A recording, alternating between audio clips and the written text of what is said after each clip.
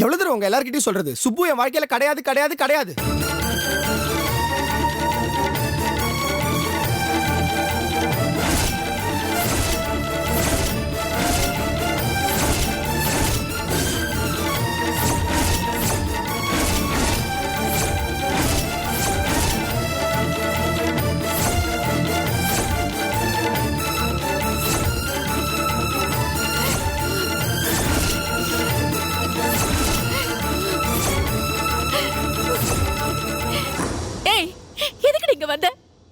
நாங்க அழுதுகிட்டு இருக்கோமா, ஒருத்தருக்கு ஒருத்தர் ஆறுதல் சொல்லிக்கிட்டு இருக்கோமான்னு பார்த்து ரசிச்சுட்டு போக வந்திருக்கியா?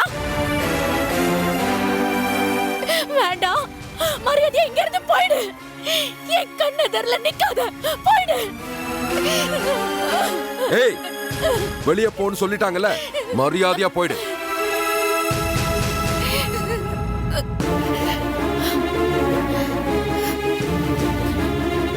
ஏன் மாமா எல்லாரும் என்ன விரோதியாவே பாக்குறீங்க? நான் அப்படி என்ன பெருசா தப்பு பண்ணிட்டேன்? ஏய், வாய் மூடு. எங்க மாமாவை கொண்ட முத்தையோட நீ கூட்டணி வச்சுக்கிட்டு அவன் வீட்டுல போய் நீ தங்கிட்டு இருந்திருக்க. என்ன இதெல்லாம் எங்களுக்கு தெரியாதுன்னு நினைச்சிட்டு இருக்கியா? ஐயோ, என் பொண்ணுன்னா எனக்கு எவ்வளவு உயிர்னு உனக்கு தெரியும். அவ புருஷன் செத்து போனப்போ உட்காந்து அழ கூட வழி இல்லாம அவளுக்கு அந்த வீட்டுல 1008 குடைச்சல். அவ மேல பழிய போட்டு அவளை கொலைகாரின்னு சொல்லி ஜெயில கொண்டு போய் தள்ளி என் பொண்ணு இப்படி எவ்வளவு கஷ்டப்பட்டா. இந்த எல்லாத்துக்கும் காரணம் அந்த முத்தையா தானே தெரிஞ்சிருந்தும் நீ அவன் வீட்டுக்கு போய் அவன் கூட பிறக்காத தங்கச்சியா இருந்திருக்க. நீ எல்லாம் என்னடி ஜென்மம்? ஐயோ அத்தை, ப்ளீஸ் தயவு செஞ்சு என்ன தப்பா நினைச்சுக்காதீங்க. உங்க கோவம் நியாயமானதுதான். நான் எப்படி வாதாடினாலும் உங்களால அதை ஏத்துக்க முடியாதுன்னு எனக்கு நல்லாவே தெரியும். ஆனா உண்மையை சொல்லித்தான் ஆகணும். முத்தையா வீட்டுக்கு போய் நான் தங்குனது உண்மை. என்ன அவரு கூட பிறக்காத தங்கச்சியா ஏத்துக்கிட்டதும் உண்மை. ஆனா முத்தையாவோட தங்கச்சி தான் இந்த கொலைய பண்ணாங்கிற விஷயம் கடவுள் சாட்சியா எனக்கு தெரியாது. மனசாட்சியே இல்லாம இப்படி வாய் கூசாம புழுகுறியே. இல்ல மாமா, சத்தியமா சொல்றேன், நான் பொய் சொல்லல. இதுதான் உண்மை. விமலை கொன்னது முத்தையோட தங்கச்சின்னு எனக்கு தெரிஞ்சிருந்தா அடுத்த நிமிஷமே அத்தைக்கு நான் போன் பண்ணி அந்த விஷயத்த சொல்லிருப்பேன். ஆனா எனக்கு அந்த விஷயமே தெரியாது. நான் ஊரை விட்டு ஓடி போனப்ப எங்க போறதுன்னு கூட எனக்கு தெரியாது மாமா. கால் போன போக்குல நான் பாட்டுக்கு போய்கிட்டே இருந்தேன். அப்போ ஒரு இடத்துல நான் மயக்கம் போட்டு விழுந்துட்டேன். என்னை தண்ணி தெளிச்சு எழுப்பி காப்பாத்தினவரு அவர் வீட்டுக்கு என்னை கூட்டிட்டு போய் தங்க வச்சாரு. அவர்தான் முத்தையோட அப்பாங்கிற விஷயமே அப்ப எனக்கு தெரியாது மாமா. இதை என்ன நம்ப சொல்ற? நம்பித்தான் ஆகணும் மாமா. என் மனசாட்சி ஒண்ணுதான் அதுக்கு பக்கபலமா நிக்க வேண்டி இருக்கு. உங்களுக்கு தெரியாததில்ல, இந்த மாதிரி எவ்வளவோ ப்ராப்ளம்ஸ் ஒண்ணு மாத்தி ஒண்ணு எனக்கு வந்துகிட்டே தான் இருக்கு. நானும் ஒண்டியாளா அதை நான் ஃபேஸ் பண்ணிக்கிட்டு தான் இருக்கேன். இதுல இருந்து உங்களுக்கு தெரியலையா மாமா, நியாயம் ஏன் பக்கம் தான் இருக்குன்னு? நியாயம் யார் பக்கம் இருக்கோ வெற்றியும் அவங்க பக்கம் தான் இருக்கும். போதும் சுப்பு, நீ என்ன சொன்னாலும் இந்த வீடு உன்னை மன்னிக்காது. வனிதா அண்ணி ஜெயில எவ்வளவு கஷ்டப்படுறாங்கன்னு உனக்கு தெரியுமா? வெளியில சொல்ல முடியாத வேதனையை சுமந்துகிட்டு தவியா தவிச்சிட்டு இருக்காங்க. அவங்கள காப்பாத்துறதுக்கு நாங்க பட்ட பாடு கொஞ்சம் நஞ்சம் இல்ல. சூர்யாவும் நானும் எத்தனை நாள் சாப்பாடு இல்லாம தூக்கம் இல்லாம ஆதாரங்களை தேடி தெரு தெருவா அலைஞ்சிருக்கோம். அந்த முத்தையா எங்களை எப்படி எல்லாம் தண்ணி காட்டினான் தெரியுமா? எல்லாத்தையும் மீறி அவன் தான் குற்றவாளிங்கிறத அவன் வாயாலேயே ஒத்துக்க வச்சு கமிஷனர் முன்னாடி கொண்டு போய் நிறுத்திட்டு வந்திருக்கோம். நீ என்னடானா அந்த கொலகார பாவிக்கே தங்கச்சியா போய் வாழ்ந்திருக்க. அவன் குடும்பத்திலே ஒருத்தியா இருந்திருக்க. என்ன மன்னிச்சிடு காயத்ரி. அத்தை இவ்வளவு நேரம் என்ன சொன்னாங்களோ அதுதான் நீயும் இப்ப சொல்லிக்கிட்டு இருக்க. உன் ஆதங்கம் எனக்கு புரியுது. அண்ணிய வெளியில எடுக்கிறதுக்காக நீ பட்ட பாடு உன்னை இப்படி பேச வச்சிருக்க. உன் இடத்துல நான் இருந்திருந்தாலும் அதைத்தான் நான் செஞ்சிருப்பேன். ஆனா என்னோட சூழ்நிலை என்ன வேற விதமா அலைய வச்சிருச்சு. ஆனா முத்தையா தான் கொலை பண்ணாருங்கிறது எனக்கு தெரியாதுன்னு சொன்னேன் பாரு, அது பொய் இல்ல. ஆண்டவன் மேல சத்தியம் பண்ணி சொல்றேன், எனக்கு அது தெரியவே தெரியாது. என்னமோ இருந்துட்டு போட்டோம். இப்ப எதுக்காக நீங்க வந்த? போய் தொலை. குழந்தை கிடைச்சிருச்சுல, உங்க அண்ணன் வீட்டுக்கு கொண்டு போய் சீராட்டிக்கிட்டு அங்கே இரு. இனிமே எங்க கண்ணுல முழிக்காத போ. அத்தை, எப்படி அத்தை இப்படி எல்லாம் பேசுறீங்க? வார்த்தைக்கு வார்த்தை இது எங்க குடும்ப வாரிசு, எங்க குடும்ப வாரிசுன்னு சொல்லிக்கிட்டே இருப்பீங்க. இன்னைக்கு உங்க பேரனை தூக்கிட்டு போயிடுன்னு சொல்றீங்க. பாருங்க, உங்க பேர குழந்தை உங்களுக்கு வேண்டாமா?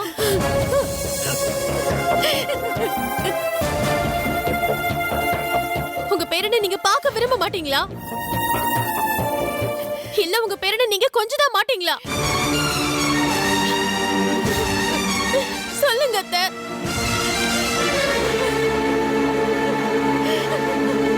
என்ன புதுசா ஏதாவது பிளான் பண்ணிருக்கியா? இல்ல சூர்யா, சத்தியமா நான் எந்த பிளானும் பண்ணல. முத்தையா தான் எல்லா தப்புக்கும் காரணங்கிற விஷயம் எனக்கு தெரியாதுங்கிற விஷயத்தையும் நீங்க நம்ப போறது இல்ல. நீங்க நம்பினாலும் சரி நம்பலனாலும் சரி, ஏன் கடமையில நான் கரெக்டா இருப்பேன். போதும் நிறுத்துறியா? முதல்ல இங்க எதுக்கு வந்து அதை மட்டும் சொல்லிட்டு கிளம்பி போயிட்டே இரு. சொல்ற சூர்யா. மாமா, நான் இதை உங்ககிட்ட தான் ஓப்பனா சொல்லணும்னு நினைச்சேன்.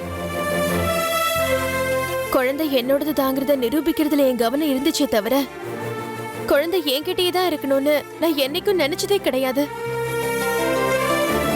இப்ப இந்த குழந்தைய நான் இங்கேயே விட்டுட்டு போறேன்.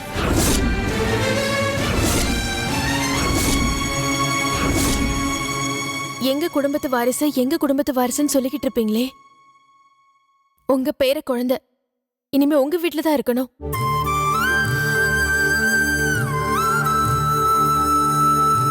எனக்கு என்ன நிரூபிக்கிறதுக்கு எனக்கு வேற வழி தெரியல மாமா.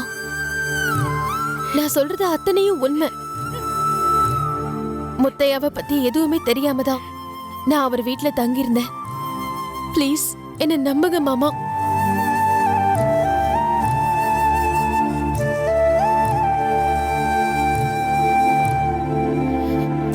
இந்தாங்க அத்தை, உங்க பேரை உங்க கூடவே இருக்கட்டும்.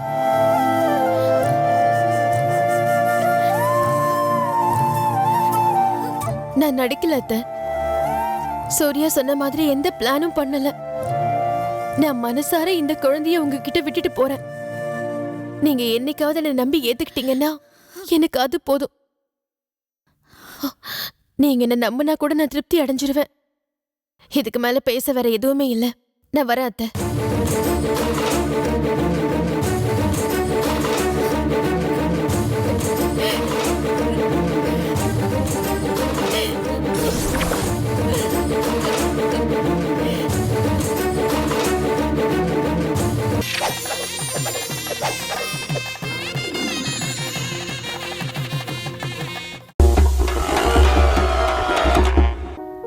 உலகமெங்கும் கொண்டாட்டம்னா ஒரு விஷயம் கண்டிப்பாக இருக்கும், அதான் சோறு.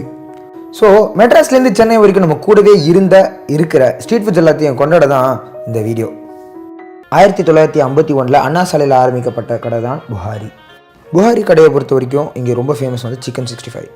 அதாவது இந்த சிக்கன் 65 கண்டுபிடிச்சவங்களே வந்து புகாரி ஹோட்டல் தான். அண்ட் இதனால தான் வந்துட்டு நேஷனல் ஜியோகிராஃபிக் சேனலில் டாப் 10 ஃபுட் சிட்டிஸ் இந்த வேர்ல்டில் சென்னை செகண்ட் ரேங்கில் இருக்குது.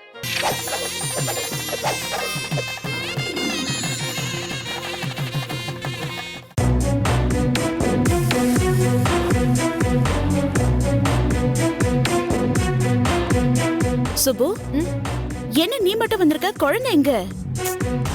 இருங்க அண்ணி, எதுக்கு இப்ப பதறீங்க? இல்லம்மா, கோர்ட்ல தான் தீர்ப்பு நமக்கு சாதகமா வந்துடுச்சுல, அப்புறம் குழந்தை எங்க விட்டு வந்திருக்க? அப்படி என் குழந்தைய விட்டுருவேனா நானு? எனக்கு பொறுப்பு இல்லையா, இல்ல அக்கறைதான் இல்லையா? அப்ப எங்க குழந்தை? என் புருஷன் வீட்டுல விட்டுட்டு வந்திருக்கேன்.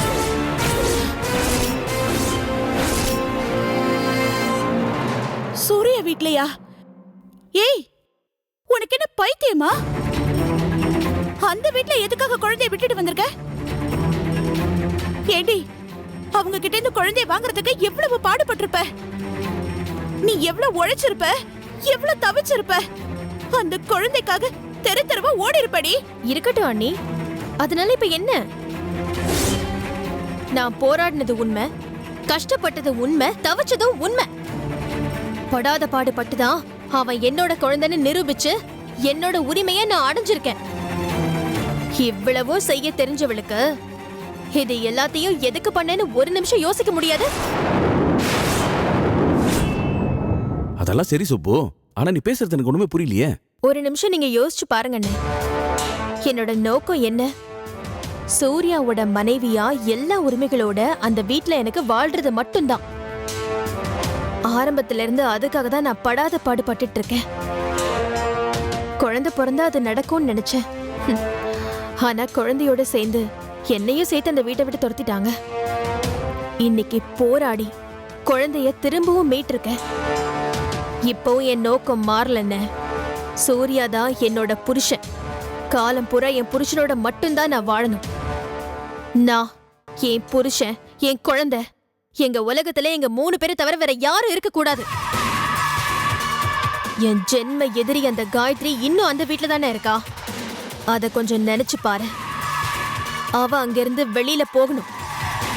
அதுக்கான வேலைய நான் மறுபடியும் ஆரம்பிக்கணும். வரிசையா அடுத்தடுத்து எனக்கு நிறைய வேலை இருக்குன்னு. குழந்தை கிடைச்சிருச்சுன்னு திருப்தியாகி அப்படியே என்னால உட்கார்ந்துட்டு இருக்க முடியாது. அடி பாவி, நீ இன்னும் மாறவே இல்லையா? எப்படியா நீ மாறுவேன்? எதுக்காக நான் மாறணும்?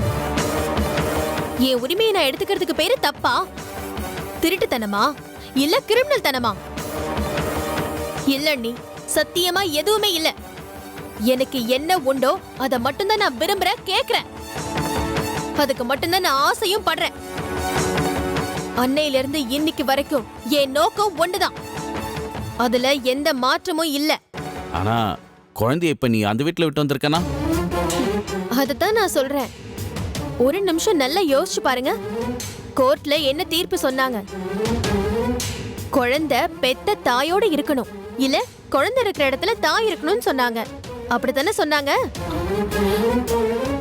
ஞாபகம் இருக்குல்ல? பட் நீ சொல்றது எனக்கு எதுவுமே புரியலையேம்மா.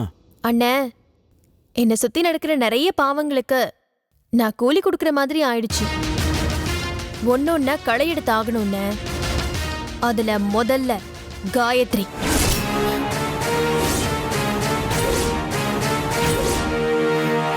நாம வெட்டி பேச்சு பேசிக்கிட்டு இருக்க முடியாதுன்னு. இப்பவே என்னோட ஆட்டத்தை நான் ஆரம்பிக்கணும்.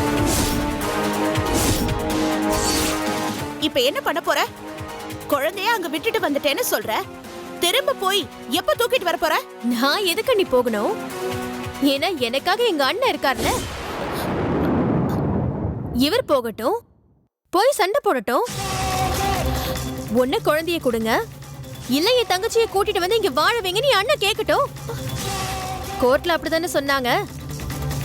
நாம ஒண்ணு சட்டத்தை மீறி எதுவும் செய்ய போறது இல்லையே. புரிஞ்சிடுச்சுமா, உன் பிளான் எனக்கு பக்காவா புரிஞ்சிடுச்சு. இவ்வளவு நாள் உனக்காக நீ மட்டும் போராடி இவ்வளவு பெரிய வெற்றி அடைஞ்சிருக்க பத்தியா?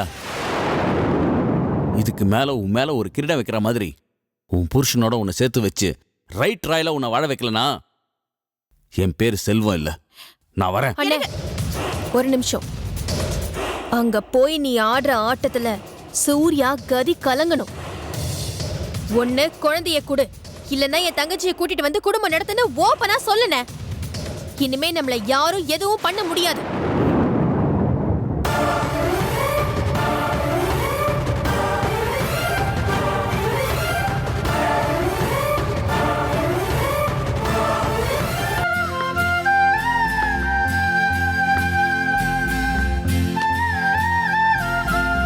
மல்லிகா, அப்பா, மல்லிகா, மல்லிகா எப்படிமா இருக்க? நல்லா இருக்கேன்ப்பா.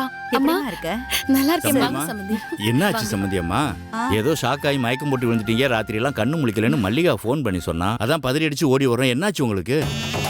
ஓ, அதுக்குள்ள போனை போட்டு விஷயத்த சொல்லி அப்பா ஆத்தால வர வச்சிட்டியா? வந்த சூட்டோட 2 பேரும் கிளம்பி போயிட்டாங்கன்னா நல்லா இருக்கும். ஏன்னா ஏகப்பட்ட திட்டம் போட்டு வச்சிருக்கேன். இதுங்க 2 இங்கேயே இருந்து ஏதாவது கெடுத்து வச்சிருச்சுங்கன்னா அப்புறம் பெருசா நானே கொல்ல வேண்டி வந்துடும். பயப்படாதீங்க சம்பந்தி, ஆபத்தெல்லாம் ஒண்ணும் இல்ல. நான் இப்ப நல்லாதான் இருக்கேன். உண்மையிலேயே சொல்றேன், இப்படி ஒரு மருமக கிடைக்க நான் கொடுத்து வச்சிருக்கணும். பொண்ணை ரொம்ப அருமையா வளர்த்திருக்கீங்க. ரொம்ப சந்தோஷமா இருக்குமா.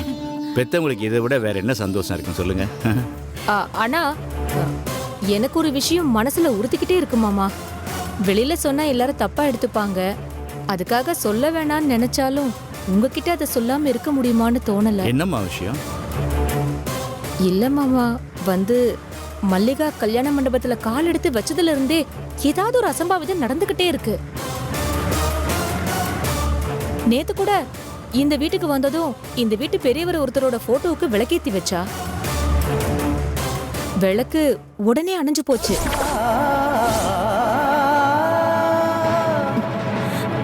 என்னம்மா சொல்ற?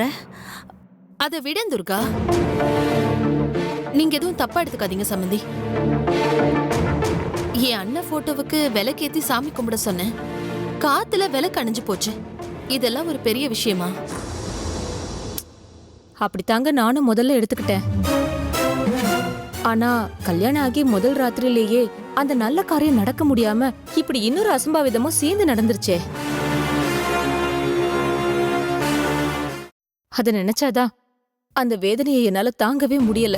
ஏங்க, உங்களுக்கு நல்ல விஷயத்தை யோசிக்கவே தெரியாதா? தப்பான விஷயம் மட்டும் தான் உங்க கணக்கு படுமா? சதீஷ், கொஞ்சம் சும்மா இருப்பா. இங்க பாருமா துர்கா, எனக்கு மயக்கமானது எதிர்பார்க்காத ஒரு விஷயம். மல்லிகாக்கும் அதுக்கும் என்ன சம்பந்தம்? மல்லிகாவுக்கும் அதுக்கும் சம்பந்தம் இல்லதான். ஆனா எங்க வீட்டு பொண்ணு உங்க வீட்டுக்கு வந்த ராசி இப்படி எல்லாம் நடக்குதுன்னு யாரும் சொல்லிடக்கூடாதுல்ல. ஏய், நீ ஏன் எதுக்கு அதெல்லாம் சொல்லிடுவாங்கன்னு சொல்லி காட்டுற? அதெல்லாம் யாரும் எதுவும் சொல்ல மாட்டாங்க. சரி விடுங்க. மல்லிகாவை எனக்கு ரொம்ப பிடிச்சு போச்சு. ஒரே நாள்ல என் மனசு முழுக்க இவ நிறைஞ்சு போயிட்டா. இனி மல்லிகா இல்லாம இந்த வீட்ல ஒரு நாள் கூட என்னால இருக்க முடியாதுங்கிற அளவுக்கு என் மனசுல நிறைஞ்சு போயிட்டா. இதுக்கு மேல எனக்கு வேற என்ன வேணும்? சம்பந்தியம்மா, நீங்க சொல்றதை கேட்க என் மனசுக்கு ரொம்ப சந்தோஷமா இருக்கு. உங்க நல்ல மனசுக்கு எதுவுமே குறை இருக்காதுமா, எல்லாம் நல்லபடியாவே நடக்கும். நான் ஒருத்தி வந்தவங்கள நிக்க வச்சு பேசிட்டு இருக்கேன். மல்லிகா, போய் காஃபி போடு. அதெல்லாம் ஒண்ணு வேணாமா மல்லிகா, இங்க வா. அதெல்லாம் ஒண்ணு வேணாம். நீங்க இப்படி நின்று பேசுறது பாக்குறதுக்கே எனக்கு ரொம்ப சந்தோஷமா இருக்கு. உங்களுக்கு உடம்பு சரியில்லைன்னு கேள்விப்பட்டதும் அப்படியே பதறி அடிச்சு ஓடி வந்தோமா. சரி, பரவாயில்ல. இன்னொரு நாளைக்கு நிதானமா உட்காந்து காப்பி பலகாரம்லாம் சாப்பிட்டு போறோம். அப்ப நாங்க கிளம்புறோம் சம்பந்தி. நீங்க கவலையே படாம போயிட்டு வாங்க. உங்க பொண்ணு எங்க வீட்ல எந்த குறையும் இல்லாம சந்தோஷமா இருப்பா. அது போதும் எங்களுக்கு. வரேன் சம்பந்தியம்மா. வரேன் மல்லிகா. வரேன் சம்பந்தியம்மா. வரேம்மா. வரேன் துர்கா. வரேன் மாப்ள. வரேன் மாப்ள. வழியா எடுத்துட்டு வா மல்லிகா. சதீஷ், நீ போடா. போயிட்டு வரமா?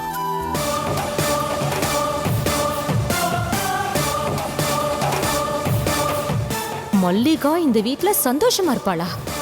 அதையும் நான் பாத்துடுறேன். இன்னைக்கு இப்படி பேசின இந்த வாயே அவ இந்த வீட்டு வாசப்படியை மிதிக்க கூடாதுன்னு சொல்ல வைக்கல. என் பேரு துர்கா இல்ல.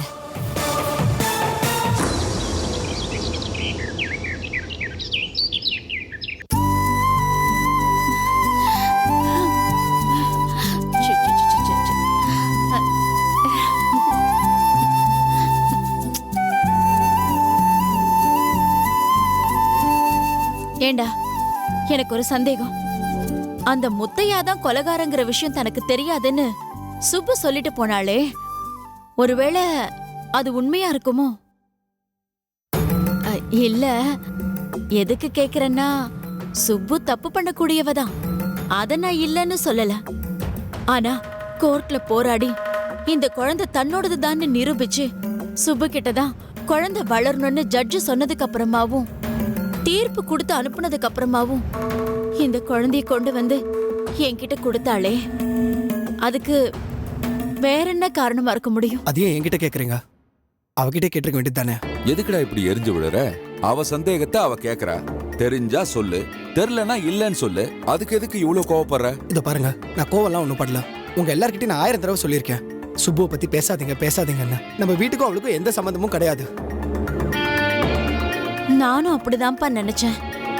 மனசு பூரா அவளை நினைச்சாலே வெறுப்பு தான் பரவி இருந்தது.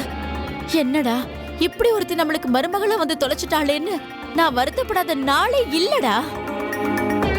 ஆனா நம்ம கையை விட்டு போயிட்டான்னு நினைச்ச என் பேர குழந்தைய என்கிட்டயே திரும்ப கொண்டு வந்து கொடுத்தாளே, அப்படின்னா அவளுக்கு நல்ல மனசு இருக்குன்னு தானே அர்த்தம். சுப்பு நல்லவதான் அத்தை, அதுல என்ன சந்தேகம் உங்களுக்கு? ஆனா அவளோட பிரச்சனை என்னன்னா, நல்ல குணத்தை எல்லாம் மூட்டை கட்டி ஓரமா ஒதுக்கி வச்சுட்டு தப்பா மட்டுமே வாழ பழகிக்கிட்டா. இனிமே யார் நினைச்சாலும் அவளை அதுல இருந்து மீட்கவே முடியாது. இல்லம்மா, அப்படிலாம் எனக்கு தெரியல. அவ அப்படி தப்பானவளா இருந்திருந்தா குழந்தைய நம்ம கிட்ட விட்டுட்டு போக வேண்டிய அவசியம் அவளுக்கு என்ன? இதை பாருங்கம்மா, நீங்க சொன்னதையே தான் சொல்லிட்டு இருக்கீங்க. சுப்பு வெறும்னு உங்கள்கிட்ட குழந்தைய தான் கொடுத்துட்டு போயிருக்கா. அந்த குழந்தைக்கு நீங்க சாப்பாடு கொடுங்க, ட்ரெஸ் வாங்கி கொடுங்க, என்ன வேணாலும் பண்ணுங்க. ஆனா இதுக்கு பின்னாடி அவ என்னமோ பிளான் வச்சிருக்காளுன்னு எனக்கு தோணுது. பிளானா? என்ன சூர்யா சொல்றீங்க? இல்ல காயத்ரி, சுப்பு எப்படியாவது இந்த வீட்டுக்குள்ள பூந்து என் பொண்டாட்டின்ற அந்தஸ்தை அவ வாங்கணும்னு பார்த்துட்டு இருக்கா. அதுக்காக தான் இந்த குழந்தைய அவ ஆயுதமா பயன்படுத்திருக்காளுன்னு எனக்கு தோணுது. சேச்சே, நீ என்னடா இப்படி விபரீதமா பேசிக்கிட்டு இருக்க? அந்த அளவுக்குலாம் அவ யோசிக்க மாட்டா. என்னமோ அவ மனசுல பட்டிருக்கும். முக்கியமான காரணம் என்னன்னு நான் சொல்லட்டுமா? அவளுக்கும் காயத்ரி மாதிரியே வனிதா மேல பாசம் அதிகம். வனிதா ஜெயிலுக்கு போறதுக்கு காரணமா இருந்தவன் வீட்டுல போய் தங்கிட்டமே அப்படின்னு அவ மனசு கஷ்டப்பட்டிருப்பா.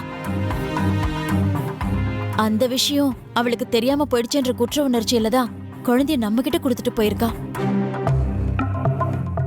சரி விடு, எதுக்கு திரும்ப திரும்ப இதையே பேசிட்டு இருக்கீங்க? இதனால ஒரு பிரயோஜனமும் இல்ல.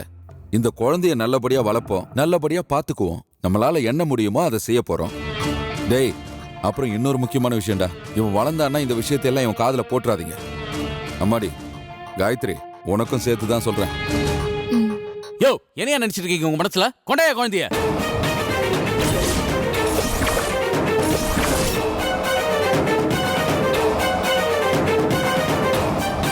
தர்மதுரையோட சாங்ஸ் ட்ரெய்லர் பார்க்கறதுக்கும் சரி, அண்ட் எனி ஃபியூச்சர் அப்டேட்ஸாக இருக்கட்டும், ட்ரெண்ட் மியூசிக்கை சப்ஸ்கிரைப் பண்ணுங்க. கண்டிப்பா ட்ரெண்ட் மியூசிக்கை சப்ஸ்கிரைப் பண்ணுங்க. ட்ரெண்ட் மியூசிக்கை வந்து நீங்க சப்ஸ்கிரைப் பண்ணுங்க. ஆண்டிப்பட்டி கனவா காத்து ஆள் தூக்குதே, ஐத்த பொண்ணு என்ன தாக்குதே, அடி முக்கா பொம்பளையே என்ன முழுசா நம்பலையே.